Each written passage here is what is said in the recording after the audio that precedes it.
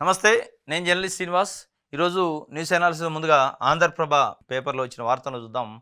Incharge మంత్రులది చుట్టపు చూపేనట. ఇలాగైతే పుట్టి మునిగుడే. మీనాక్షి నటరాజన్ అసంతృప్తి. స్థానిక పోరులో పడతాం. పనితీరు ఏమాత్రం బాగలేదు. సమర్థంగా పనిచేయడం లేదు. పార్టీపై పట్టు సాధించడం కష్టం. స్థానిక నేతలతో సమన్వయము లేదు. ఇన్ఛార్జి మంత్రులపై ఎమ్మెల్యేలు ఫిర్యాదులు. తనను తప్పించాలని కోరిన సీతక్క ఒక్కో కొత్త జిల్లాకు ఒక్కో ఇన్ఛార్జి బెస్ట్. సీనియర్ నేతలు ఎమ్మెల్యేలు ఎమ్మెల్సీలను ఇన్ఛార్జీలు నియమించండి. ముఖ్యమంత్రి రేవంత్ను కోరిన మీనాక్షి నటరాజన్. ఇన్ఛార్జి మంత్రులు చుట్టం చూపుకు వస్తారట. వాళ్ళకి ఇన్ఛార్జి ఇచ్చిన జిల్లాకు సంబంధించి అసలు అక్కడ నాయకులు ఎవరు, ఎమ్మెల్యేలు ఎవరు, ఎంపీలు ఎవరు, వాళ్ళకి ఉన్న సమస్యలు ఏందని తెలుసుకునే నాదులు లేడు. మరి ఏం చేస్తుందో కాంగ్రెస్ పార్టీలో ఉన్న క్యాబినెట్ మంత్రులు కానీ ఎమ్మెల్యేలు కానీ అర్థం కావట్లేదు. కానీ అంతా అయోమయమో గందరగోళం ఉండరు. ఎవరు సొంత పనులు వాళ్ళు ఉండరాయం కానీ ప్రభుత్వాన్ని గురించి గాలికోలేశారు.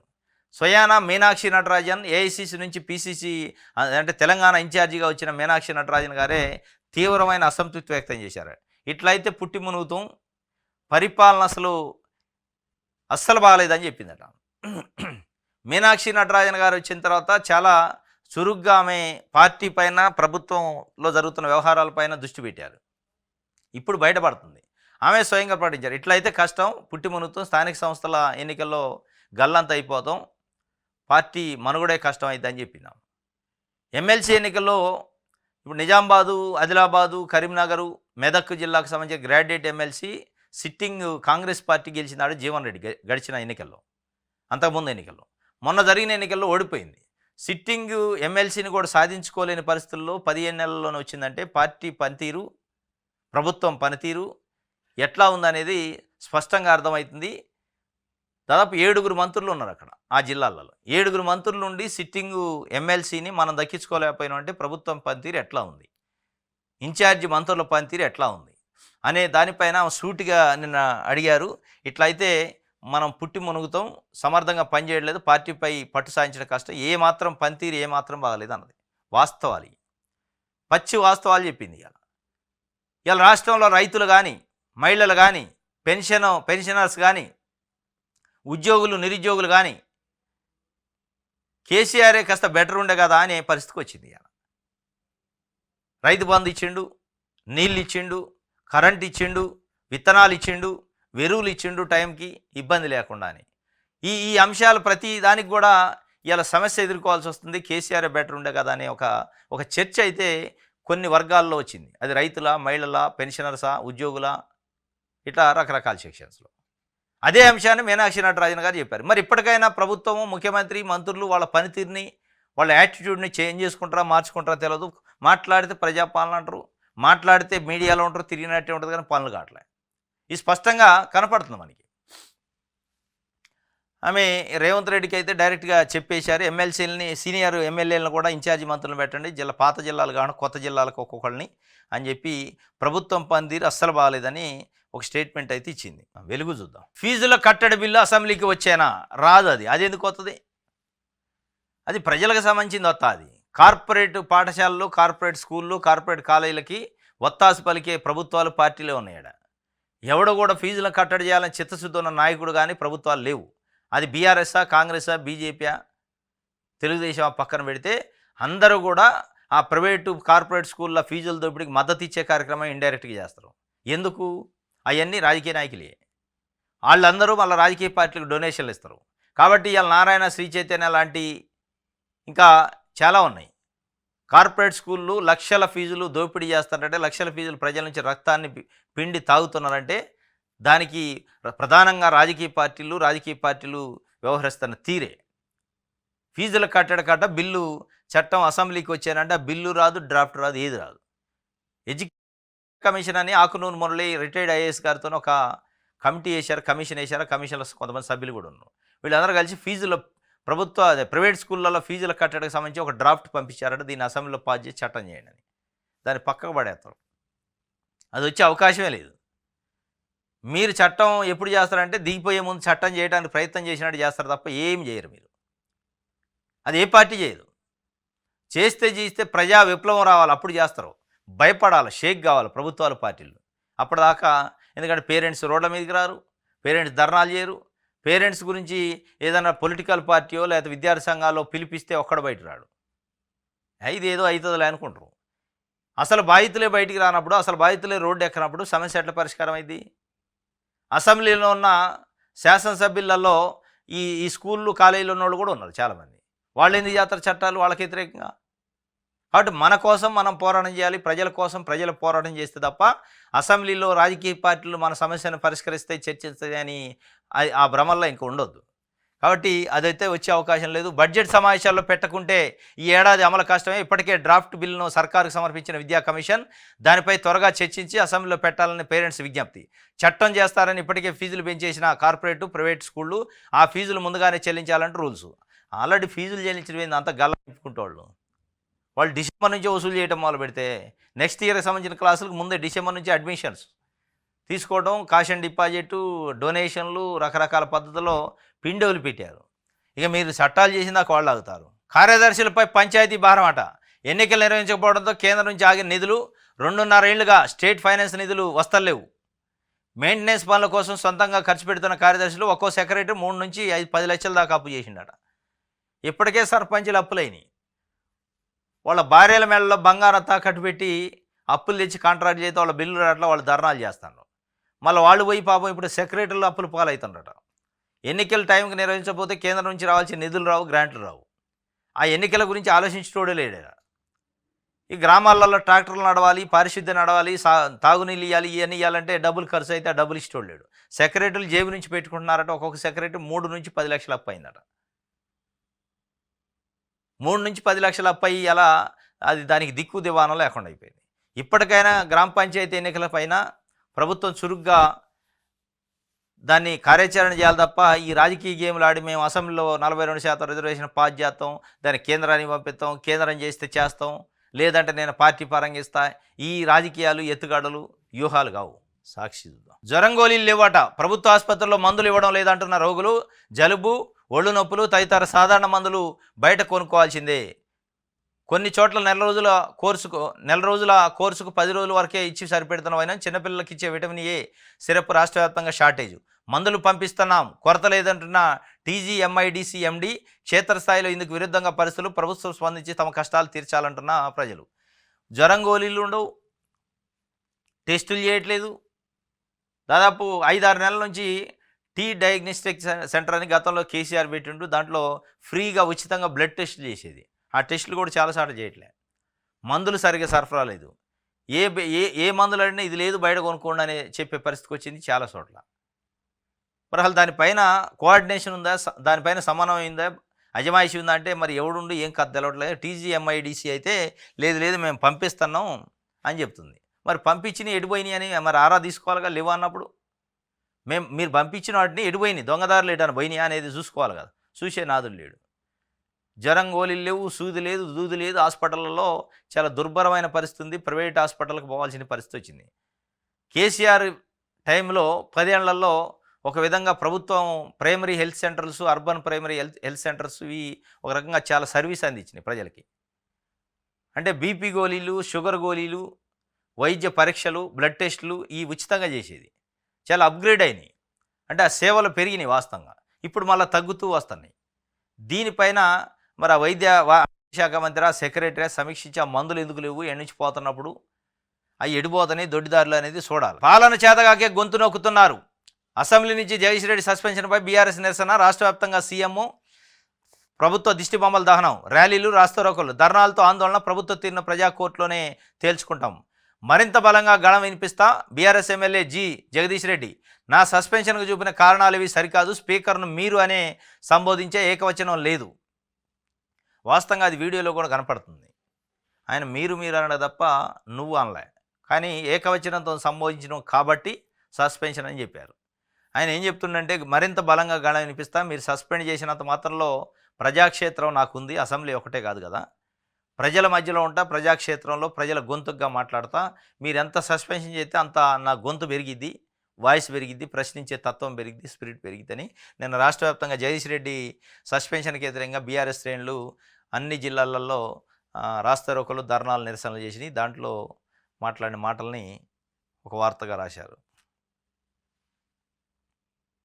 ఈ జాబితాను పరిగణించాం. ఇందిరమ్మ గ్రామీణ ప్రాంత అర్హుల జాబితాపై కేంద్రం మేరకు తాము రూపొందించిన యాప్తో సర్వే చేస్తేనే వివరాలు తీసుకుంటామని స్పష్టీకరణ. మళ్లీ సర్వే చేసి వివరాలు ఇవ్వాలని సూచన. కేంద్ర నిబంధనల మేరకే సర్వే చేశామని ఆమోదించాలని కోరిన రాష్ట్ర ప్రభుత్వం. ఇంధనం ఇళ్ల నిర్మాణం వేళ గందరగోళం అయిపోయాయి.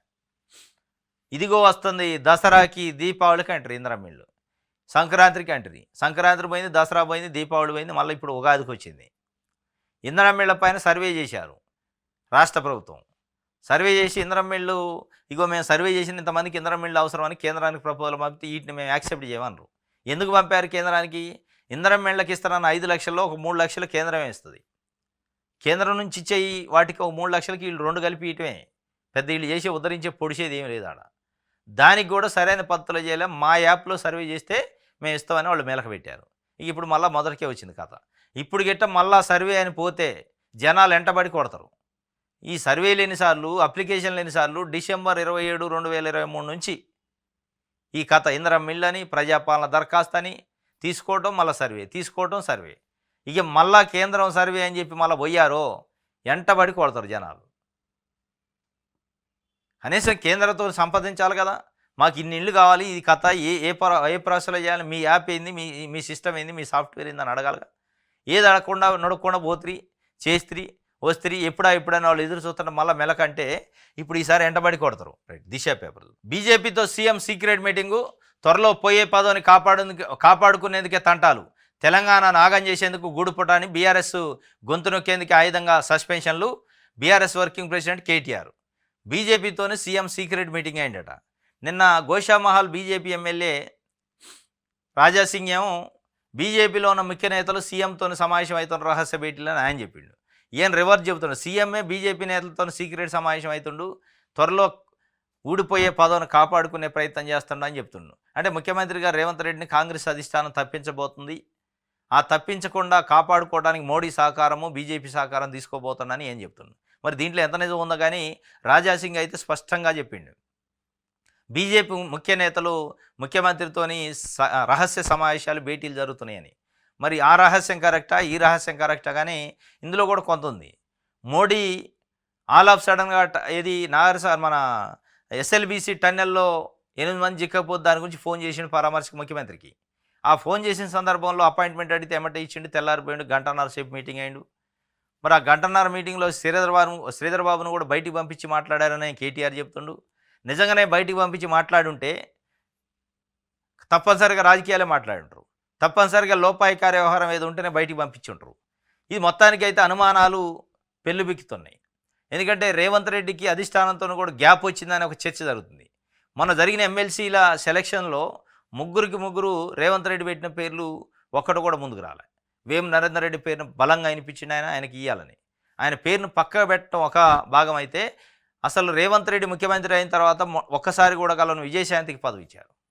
ఇవన్నీ చూస్తుంటే ఏదో జరుగుతుంది అనిపిస్తుంది. దానికి బలం చేకూరే విధంగానే ఈయన కూడా చెప్తుండు కేటీఆర్. మన తెలంగాణ విస్తరణ ప్రక్షాళన. కొందరు మంత్రుల పనితీరుపై అధిష్టానం అసంతృప్తి. 7 మంత్రులు ఉండి ఎమ్మెల్సీ ఎన్నికల్లో ఓటమే. సిట్టింగ్ సీట్ కోల్పోవడం పట్ల సీరియస్. నివేదిక కోరిన రాష్ట్ర వ్యవహారాల ఇన్ఛార్జ్ మీనాక్షి. సమన్వయ లోపం వల్ల ఓడినట్లు పట్టభద్రుల అభ్యర్థి నరేందర్ రెడ్డి చెప్పిండు, ఫిర్యాదు చేసి. విస్తరణ ప్రక్షాళన ఏది ఉండదు. ఇప్పుడు విస్తరణ అంటే మంత్రివర్గ విస్తరణ చేస్తారా, ఉన్న దాంట్లోనే ప్రక్షాళన చేస్తారా అంటే అసలు మంత్రుల పనితీరు బాగలేదు. చాలామంది బాగాలేదు వాస్తవంగా. మంత్రులు కాదు, ప్రభుత్వ పనితీరే బాగలే. మొత్తం ప్రభుత్వ పనితీరే వర్స్ట్గా ఉందని చెప్పి ప్రజలు మాట్లాడుకుంటున్న పరిస్థితి. ఇక మరి విస్తరణ చేస్తారా, ప్రక్షాళన చేస్తారా, ఏం చేస్తారో చేసుకోండి, కానీ మీ ఇష్టం, కానీ ప్రజలకు చేస్తున్న పనులు చేయండి ఫస్ట్ అనేది ప్రజలు కోరుకుంటున్నారు. ఇదిగో విస్తరణ, అదిగో విస్తరణ, అదిగో ఇంధనం మిల్లు, ఇదిగో ఇంధనం మిల్లు, ఇదిగో రేషన్ కార్డులు. ఈ ఎన్ని రోజులు చెప్తారు ఇట్లా? చెప్పి చెప్పి చెప్పి అరిగిపోయిన రికార్డు అయింది అది. విస్తరణ కథ అదే ఉంది, ఇంధనం మిళ్ళ కథ అదే ఉంది, తర్వాత రేషన్ కార్డుల కథ అదే ఉంది, ఇక దేంట్లో ఉంది పెన్షన్ల కథ అదే ఉంది. ఏది ముందు పడ్డది, ఏది ముందు పడలే. ఇది మొత్తం మీద కొందరు మంత్రుల పనితీరు బాగాలేదని అయితే అధిష్టానం గుర్తించింది, అసంతృప్తి వ్యక్తం చేసింది. ఇప్పటికైనా గుర్తించారు. ప్రజల నాడిని మీనాక్షి నటరాజన్ వచ్చిన తర్వాత గమనించింది. ఆ నాడికి తగ్గట్టు పని చేసేటట్టు చేస్తే తప్ప లేదా పుట్టి మునిగిద్ది కాంగ్రెస్ పార్టీది. ఆంధ్రజ్యోతి 15 నెలల్లో రాష్ట్ర ప్రభుత్వ అప్పు 1,50,000 కోట్లట. తొలి ఏడాది పాలనలో తీసుకున్నది 1,24,000 కోట్లు. స్వయంగా శాసనమండలికి వెల్లడించిన ప్రభుత్వం 1,50,000 కోట్లు 15 నెలలు అంటే నెలకు 10,000 కోట్లు అప్పులు చేస్తాను. నెలకు 10,000 కోట్ల అప్పు అంటే 1,50,000 కోట్లు అయింది ఇప్పటికి. మొత్తం 5 సంవత్సరాల్లో 60 నెలలు ఉంటాయి. 60 నెలలకి 60 పదులు అంటే 6,00,000 కోట్ల అప్పు చేయడానికి రెడీగా ఉంది కాంగ్రెస్ పార్టీ ఇప్పుడు ఇదమిద్దంగా చెప్పే లెక్కల ప్రకారం. శాసన మండలికి అధికారికంగానే కాంగ్రెస్ పార్టీ ప్రభుత్వం చెప్పింది. 15 నెలల్లో ఎంత అప్పు చేశారని అడిగితే 1,50,000 కోట్లు చేసినాం అని చెప్పి. ఇంకా 15 నెలలు అంటే ఇంకా 45 నెలలు ఉంది. 4,50,000 కోట్లు ఇంకా అప్పు చేయాల్సి ఉంది ఇప్పుడున్న లెక్కల ప్రకారం. ఇంకేమైనా కొత్త స్కీములు పెడితే ఇంకా పెరిగింది. అంటే మీరు తక్కువ ఏం తిన్నారు మరి? కేసీఆర్ 7,00,000 కోట్లు అప్పు చేసిండు అని చెప్తారు. శ్వేతపత్రాలు విడుదల చేస్తారు. మరి మీరేం పత్రం ఇప్పుడు మీరు చేసేది అప్పే కదా. మీరు 1,50,000 కోట్లు చేసి కూర్చున్నారు. 6,00,000 కోట్లు అప్పు చేయడానికి రెడీగా ఉంది కాంగ్రెస్ పార్టీ ప్రభుత్వం కూడా. ఆయన అయితే ఒక 10,00,000 కోట్లు దాటే అవకాశం ఉంది ఇప్పుడు. తెలంగాణ ఏర్పడ్డప్పటి నుంచి మళ్ళీ రేపు 2028 ఎన్నికల దాకా 10,00,000 12,00,000 కోట్ల అప్పులు ఈ రాష్ట్రం పైన పడబోతున్నాయి అనేది స్పష్టంగా కనపడుతుంది. నమస్తే తెలంగాణ. బీఆర్ఎస్ గొంతు నొక్కేందుకే సర్కారు కుట్ర, పథకం ప్రకారమే నాపై సస్పెన్షన్ వేయడానికి జగదీష్ రెడ్డి చెప్తుండు. పథకం ప్రకారమే నా పైన సస్పెన్షన్ వేయడానికి. వాస్తవంగా ఏంటంటే బీఆర్ఎస్ పార్టీలోని ఎమ్మెల్యేల్లో కొంతమంది కాంగ్రెస్ పార్టీతోని కొంతమంది జాయిన్ అయ్యారు, కొంతమంది కొంచెం రిలేషన్స్ కూడా మెయింటైన్ చేస్తారు అనేది సైలెంట్గా ఉంటున్నారు అని చెప్పి ఉంది. కానీ అందులో అతి ముఖ్యంగా జగదీష్ రెడ్డి ఎక్కడా కూడా తగ్గట్లే. బీఆర్ఎస్ పార్టీలో కోర్ లీడర్గా ఉన్నాడు, ఆయన కోర్ ఎమ్మెల్యేగా ఉన్నాడు. అంటే కేసీఆర్కి నమ్మిన బంటు. అట్లాంటప్పుడు ఇక ఎట్టి పరిస్థితుల్లో కాంగ్రెస్లోకి వచ్చే అవకాశం కానీ కాంగ్రెస్తో లోపాయకార ఒప్పందాలు పెట్టుకునే అవకాశం లేదు కాబట్టి ఆయన పైన స్టార్ట్ చేశారు సస్పెన్షన్ అనేది. ఎందుకంటే ఆయన ఎక్కడ ఏకవచనంతో సంబోధించలేము, బహువచనంతో మాట్లాడిండు. మరి మాట్లాడిన ఆడియోలు అయితే అట్లే ఉన్నాయి. కానీ ఏదో ఒక చిన్న కాజ్ పెట్టి సస్పెన్షన్ అయితే చేశారు. ఎందుకు? ఎవరైతే కాస్త లైజీన్ లేరో కాంగ్రెస్ పార్టీతో వాళ్ళ మీద ఉక్కుపాదం మోపే ప్రయత్నం చేస్తుందనే ఒక అనుమానం అయితే వస్తుంది. బీఆర్ఎస్ గొంతు నొక్కేందుకే ఈ పని చేశారని. రైట్. స్థాయి దిగజార్చుకుంటున్న సీఎం రేవంత్ కేసీఆర్కి స్టేచర్ను చరిత్ర ఇచ్చింది. ఆయనే లేకపోతే కాంగ్రెస్ కానీ బీజేపీ టీడీపీలకు తెలంగాణ జెండా ఉండేదే. కేసీఆర్ వ్యాఖ్యలను ఎవరు హర్షించరు, కేసీఆర్పై వ్యాఖ్యలను ఎవరు హర్షించరు. రాజకీయ విశ్లేషకుడు ప్రొఫెసర్ కె నాగేశ్వర్ చెప్పిండట. స్థాయిని దిగజార్చుకుంటున్న సీఎం రేవంత్ రెడ్డి అడ్డగోలుగా మాట్లాడి కేసీఆర్కున్న స్టేచర్ కానీ ఈయన రేవంత్ రెడ్డికి వచ్చే స్టేచర్ అయినా ప్రజలు ఇస్తే వస్తుంది. కేసీఆర్కి ఇచ్చింది ప్రజలు ఇచ్చిన స్టేచరే, అది మీరు ఇచ్చే స్టేచర్ కాదు. ఆయన లేకపోతే అసలు కాంగ్రెస్ బీజేపీ తెలుగుదేశం పార్టీ నాయకులకి తెలంగాణ జెండా ఉండేది కాదు. కాబట్టి ఆ కేసీఆర్ పైన సీఎం చేసిన వ్యాఖ్యలను ఎవరు హర్షించరని ఆయన చెప్తుండు. ఇంకోటి వంశీరాము, హైడ్రా, అనిరుద్ధు, ఈ 3 పేర్లు ఈ మధ్యకాలంలో 3 రోజుల నుంచి వినపడుతున్నాయి. వంశీరామ్ బిల్డర్సు, హైడ్రా, అనిరుద్ధ్ రెడ్డి అంటే జడ్చర్ల ఎమ్మెల్యే. ఏం జరిగింది అసలు? కాజాగూడలో వంశీరామ్ బిల్డర్సు ఒక పెద్ద కన్స్ట్రక్షన్ కడతారు. ఇగో ఇది అదే.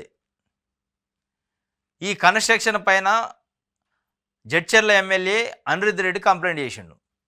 అది బఫర్ జోన్లో ఉంది, ఎఫ్టీఎల్ ల్యాండ్లో ఉంది, చెరువులో కడతారు, దాన్ని ఆపండి అని హైడ్రా కంప్లైంట్ చేసిండు.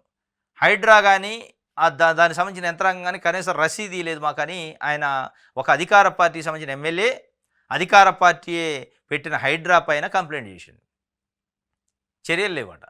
ఏం జరుగుతుందో మరి మతలబు? అసలు హైడ్రాకి అనిరుద్ధ్ రెడ్డి ఎందుకు కంప్లైంట్ చేసిండు? హైడ్రా ఎందుకు స్పందించట్లేదు?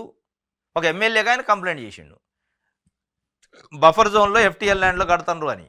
మరి మీరు ఉన్నది హైడ్రా ఉన్నది ఎందుకు? బఫర్ జోన్లు ఎఫ్టీఎల్ ల్యాండ్లో కట్టే ఇళ్లను కోల్చడానికి, వాటిని కట్టడి చేయడానికి, నియంత్రణ చేయడానికి. పేదల ఇళ్ళు సున్నపు చెరువు, నల్ల చెరువులోనూ ఉన్న పేదల ఇళ్ళు అయితే గమ్మను కూల్చుతాయి నైట్ పోయి. మరి ఇక్కడ ఎందుకు పోవట్లే? స్వయాన అధికార పార్టీ ఎమ్మెల్యే కంప్లైంట్ చేసినా కానీ మీకు బుల్డోజర్ దొరకట్లేదా? కాలు గదపలేకపోతుండ్రా? అంటే మాకు కంప్లైంట్ రాలేదు అంటాడు. కంప్లైంట్ రాకపోయినా కానీ మీరు పోయారు కదా. పేదల ఇళ్ళు సున్నపు చెరువులో ఉన్న పేదల ఇళ్ళు కోలవని ఏ కంప్లైంట్ వచ్చింది? ఎన్ని రోజుల క్రితం వచ్చింది కంప్లైంట్? ఎట్లా పోయి దమ్మును కూలిపారు? మరి ఇక్కడ కంప్లైంట్ రాకపోయినా ఒకవేళ కంప్లైంట్ రాలేదనుకోండి, ఆయన ఇచ్చిన అంటుండే ఒక ఎమ్మెల్యేగా, కనీసం రసీదు లేదంటుండు. మరి ఇప్పుడు బొండి కోల్పండి వంశీరామి గురుపుతరా? అంత దమ్ము ధైర్యం ఉందా? అంటే పేదల ఇళ్లపైన మీ ప్రతాపం, హైడ్రా ప్రతాపం, రంగనాథ్ గారి ప్రతాపం, కానీ పెద్దలు, దోపిడిదారులు, చెరువులను మింగేటోళ్ళ జోలికి పోవట్లే. మరి దీన్ని ఏం హైడ్రా అనాలి? దీన్ని ఎవరి కోసం హైడ్రా? పేదలను పీడించే హైడ్రానా? పెద్దలను కాపాడే హైడ్రానా అనేది ఈ అనిరుద్ధ్ రెడ్డికి, వంశీరాము, హైడ్రాకు సంబంధించి పెద్ద ప్లానింగే జరిగిందట. ఆ పెద్ద ప్లానింగ్ ఎరక పెద్ద నాయకులు ఉంటుంటారు. అందుకే ఆయనకు రసీదు రాలే, చర్యలు లేవు. అసలు హైడ్రా రంగనాథ్ గారికి అసలు కనపట్టలే. ఆ విషయమే కనపట్లే. ఈడ పెద్ద కన్స్ట్రక్షన్ జరుగుతుంది కనపట్లేదు, ఏమీ కనిపించట్లే ఆయనకి. ఈడ చెరువే ఉంది పక్కనే, చెరువు పక్కనే కన్స్ట్రక్షన్ చెరువులో కడతాడు. ఇక దీనికి ఏం కావాలి, నీకు కంప్లైంట్ ఎందుకు? సుమోటోగా పోతారు కదా మీరు. హైకోర్టు మొట్టికాయలు వేసినా ఆగరు కదా. హైకోర్టు తిట్టి, హైకోర్టు మిమ్మల్ని బెంచ్ మీదకి రమ్మని చెప్పిన, బెంచ్ ముందుకు రమ్మని చెప్పినా కానీ కూల్పారు పేదోళ్ళ ఇల్లు. కానీ ఇక్కడికి వచ్చే వాళ్ళకి ఏం కనపట్లేదంటారు. మరి ఏంది దీని అనుకున్న మొదలవు? హైడ్రా నిజంగానే హైడ్రా కోసం పనిచేస్తుందా, పెద్దోళ్ళ కోసం పనిచేస్తుందా? ఇది నమస్తే తెలంగాణ రాసిన వార్త. ఇది ఈరోజు న్యూస్ అనాలిసిస్. రేపు తాజా వార్తలతో తిరిగి కలుసుకుందాం. Thank you.